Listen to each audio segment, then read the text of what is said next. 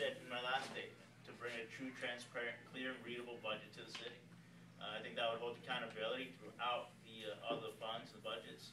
Let us find misappropriation, or let us see where our money's going, and either be able to put in the rainy day fund or start other projects that might be beneficial to the city. I think that would be the biggest accomplishment by any commission, is to bring a true, transparent budget. But other than that, and I've been quoted in the papers, is redevelopment. You know, our city's getting older. We need to start taking care of it. We need to start improving upon some of the things that are starting to break down, happen on Taft Street, will happen throughout the city. So biggest two projects for me is infrastructure and the budget. Is it me? No, I'm sorry.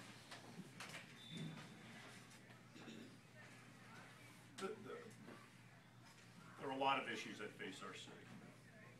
One of the things that we need to do is to control our budget. Last year, the City Commission in June, halfway through the fiscal year, found out and said they were surprised by the fact that the city was $38 million in debt. Okay. Earlier in the meeting when we were talking about the water bill, Ms. Cynthia said she lives on a fixed income. I'll bet you she knew a few years ago that her fixed income check wasn't going as far as it was going before.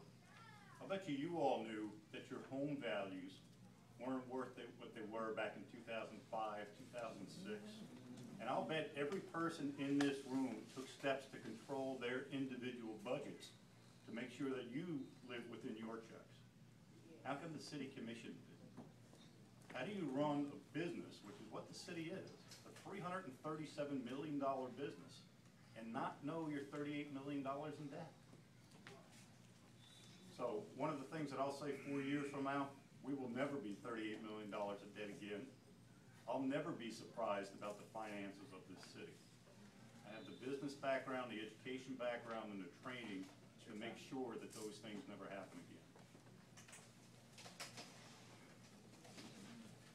We weren't totally and completely surprised, because we did receive, in fact, I went back into my files, and in February of 2011, our city manager sent us a 15-page report that the economy was coming and phasing down, and it was hitting Hollywood, and especially because of all of the foreclosures that we were having.